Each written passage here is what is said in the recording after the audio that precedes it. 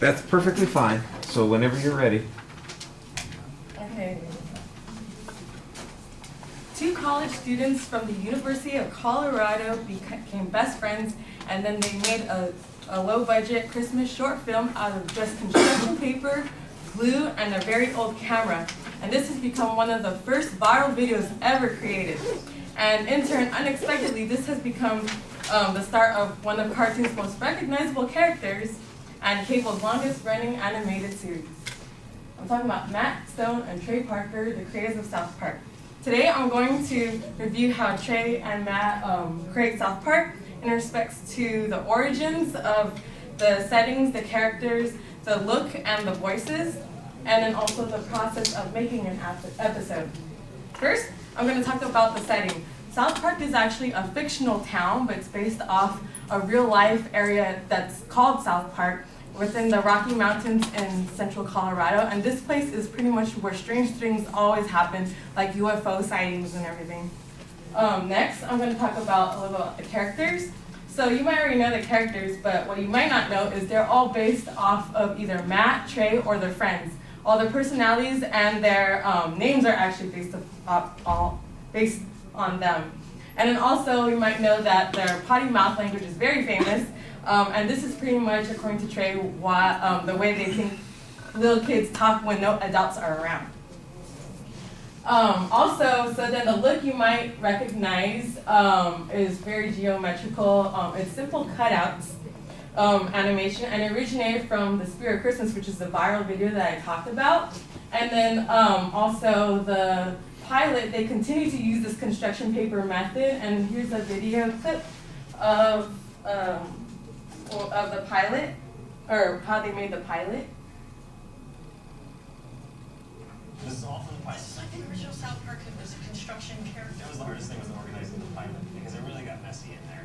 Making these bagged up paper bodies move and mouth off wasn't easy. There was a camera up above, so that was like up high, shooting down. And so we had to sit there when a character talked, we had to take a picture. And then you had to move the mouth and put the next mouth on, and then take a picture.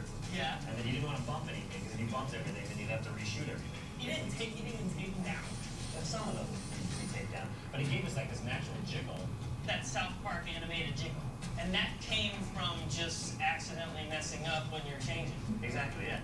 So that was the primitive way how they made the first couple of South Park episodes, but later they started using computer animation because it saved a lot of time. And then now the current program they use is called Maya. And pretty much it's the same program that they use to make like Jurassic Park to make it look so realistic. But the funny thing is they use it to make a crappy animated 2D program. And the reason for it is because they wanted to keep the look that they have for The Spirit of Christmas on the left side. And also it made it more funny, and then it's also really recognizable. Like you look at it and you know it's South Park. And in addition, Trey said, I quote, "If it were a live action film and you saw Kenny get hit by a bus, you would probably not laugh. But then if it were a crappy animated program, then it would actually be kind of funny." So next I'm going to talk about the voices of South Park. So pretty much almost all the voices are created by Matt and Trey in a recording studio. And then for the kids, they speed up the voices to make it sound higher pitched. And this message is actually shown in the beginning of each episode. And it's pretty much saying, they're all done poorly, we do all the voices, they're not even the real celebrities, don't take us seriously because it's done badly. You shouldn't even see the episode because that's pretty much what it says. So don't take them seriously, they're supposed to be funny, that's the whole point. So now that I've talked about a little bit about the basic aspects of the show, I'm going to talk about the process. So I'm going to start with the brainstorm process. Oh, sorry. Whoops. Oh, so the process, they make South Park in 6 days. They start on a Thursday and then go all the way until Tuesday, and then Wednesday night they air. And then so the reason for such a short deadline, 6 days, not even, most cartoons don't even make it in like a month. And so the reason is because they are procrastinators. According to Trey, he said in an interview at the Paley Center, "Unfortunately, Matt and I are such losers that that's the only way we can work." And even though we know new shows are coming up in a couple of months, we think that's forever away. And then also they find themselves more funny when they're under pressure. And then the third reason also for such a short deadline is because it gives them the ability to be current. And such examples are the Terry Schiavo case. They actually aired an episode spoofing like the media controversy and the circus around the case 12 hours right before she died, actually, so it's super recent. And then also Obama's acceptance speech, they actually incorporated words from his acceptance speech 24 hours after it actually happened in an episode. So that's pretty amazing. And then, sorry, okay, now I'm talking about the brainstorm process. So this is what it looks like in the brainstorming room. Despite popular belief, the primary purpose of making the show is not to piss people off, but it's more to create a story and then make people laugh, and then pissing people off is just a byproduct of them telling their story because that's the way they are. And the reason behind it is pretty much their motto is nothing is off limits. This is what Trey said. And so that's how prejudice and inequality is created, so everything and everyone is fair game. So that's why they cover so much controversial topics, and that's why people hate them so much, because they're not afraid to speak about anything. So after the brainstorming process, Trey, this guy, will make the script, and then they will send it to the storyboard artist to make a visual representation of the show, map out everything, and this is what a storyboard looks like. And then they will, meanwhile, Matt and Trey will do the voice acting in their little South Park studios, and amazingly, they actually do a 22-minute episode in 23 minutes. So that's super fast. And then they will send that off to the lip sync department, which they will animate the mouth movements and sync them to the voices. And then they will send all that to the animators, which they will make the final scenes of South Park, the stuff that we watched today. And these are all like the little parts that they have to deal with about South Park, like the mouth movements, the eyeballs, and the hand movements and everything. And then on Tuesday, they will pull all-nighters, just like college students. And then on Wednesday, they will send the completed episode to Comedy Central via satellite uplink, and then sometimes it happens literally like a couple hours right before it airs. And then on Wednesday they get to sleep, and then on Thursday morning they repeat the whole process all over again. And ironically, they've never missed a deadline in 17 years until last Tuesday. So last Tuesday they actually had a blackout, and so they had no power for like 3 hours. And so they missed their deadline, and then it's, on the South Park Studios website, Trey Parker actually said, "It sucks to miss an air date, but after all these years of tempting fate by delivering the show last minute, I guess it was bound to happen." So this is what happened. They took pictures of during the blackout and everything, so it's kind of funny.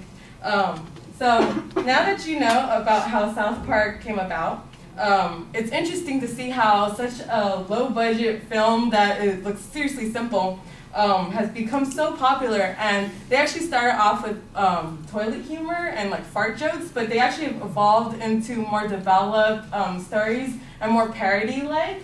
And so some of the parodies that they've covered are Chimpokemon, which is their version of Pokemon, anime, Tron, which was featured in a Facebook episode, World of Warcraft, which they actually worked with Blizzard to get the footage and everything, and also the Avengers.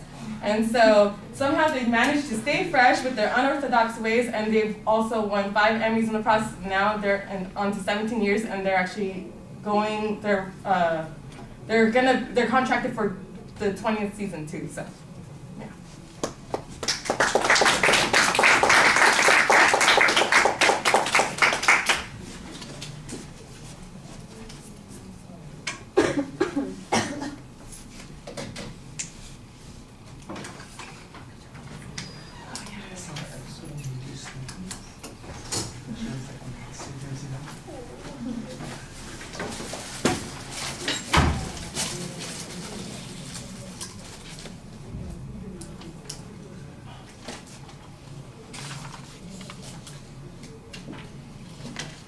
All right, Ray, tell us what you thought.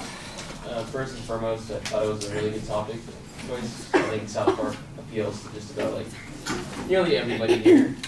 And I mean, the way that the episodes are constructed are just really interesting. But just nitpicking, I did think there was like a little bit too much information.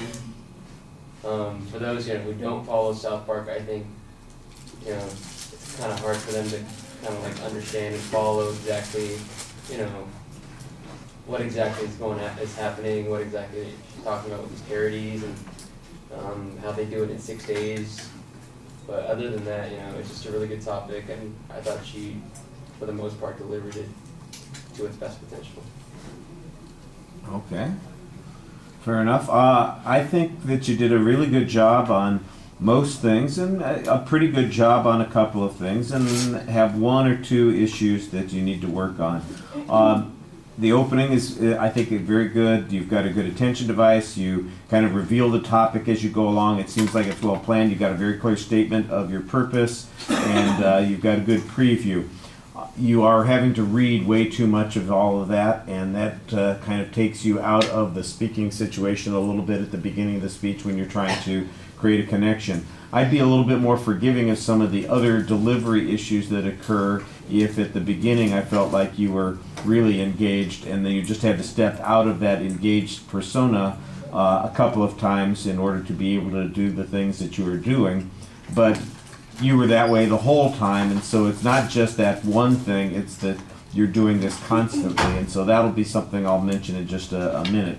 On the material, I understand what Ray's talking about. It is a little complicated, and there's a lot of information that you're trying to get in. I thought you did a good job trying to balance the supporting points and give us a little bit of information on each of those points, but the consequence is that the development process doesn't feel quite as clearly explained as it could be, and you really have to rush and barely even mention the way in which the show has sort of changed the writing over the years, so that it's not the way you said that started off being just potty humor, but it's become more sophisticated. And the closest we get to that is maybe inserting a few lines from Obama's speech, the very next day. Well, that's okay. We're on the right track, but if the lines they're inserting into Obama's speech have to do with Mr. Duty or something like that, that would probably not fit. I think you need a little bit more detail on the example. You had a little problem with organization at one point. You just had a couple of things inversed. You handled that pretty well. I didn't see that as being a big problem. That's a minor glitch. And the visuals, I think, for the most part, are pretty solid. Again, although I do think that even though they build very effectively, there's a lot of information there, and it might be a little overwhelming. I would say go back and maybe take out a couple of things so it doesn't feel quite as packed in. But you did cheat out on some of the pictures when you have all of the pictures up at once on one slide. That's a reasonable way to cheat. Instead of having 3 extra slides, I'll just put all 3 pictures on one slide, and it's a little bit less cluttered that way. It looks cluttered, but it worked okay. The main issue that I have is not something that we've been working on a lot. We talked about delivery a little bit already because we had extra time on Tuesday to talk about some things.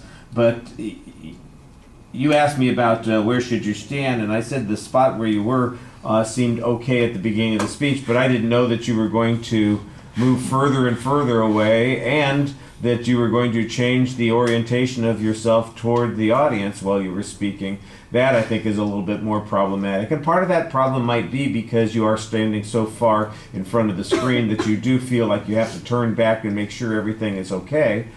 That's not the problem. The problem is that you tend to stay that way when you're talking about it. So you don't deliver to the screen the whole time, but you do seem like you were really focused on the screen, and you're off to the side the whole time that you're doing it, so it feels very disengaged during the presentation. And I think that that's something that a little practice would solve. Like I said, it's not something that we were heavily emphasizing on this go-round, but it is something that you want to be aware of, and I think you'll see how awkward it is when you watch your speech back.